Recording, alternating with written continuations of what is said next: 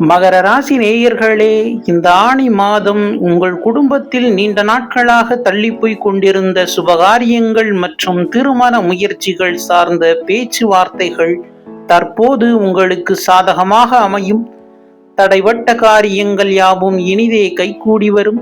இருப்பினும் குடும்ப விஷயங்களை வெளிநபர்களிடம் பகிர்வதை தவிர்ப்பது மன அமைதிக்கு நல்லது. நீண்ட நாட்களாக உங்களை வாட்டி வதைத்த கடன் தொல்லைகளில் இருந்து விடுபடுவதற்கான புதிய வருமானம் சார்ந்த வழிகள் பிறக்கும். பொருளாதார நிலை உயரும். பிள்ளைகளின் முன்னேற்றத்திற்காக சில சுப செலவுகள் செய்ய நேரிடும். அரசு வழியில் உத்தியோகத்தில் இருப்பவர்களுக்கு எதிர்பாராத நல்ல செய்திகளும் சாதகமான பதவி உயர்வுகளும் வந்து சேரும். பிள்ளைகளிடம் பேசும்பொழுது நிதானத்தை கடைபிடிப்பது குடும்ப ஒற்றுமையை பலப்படுத்தும்.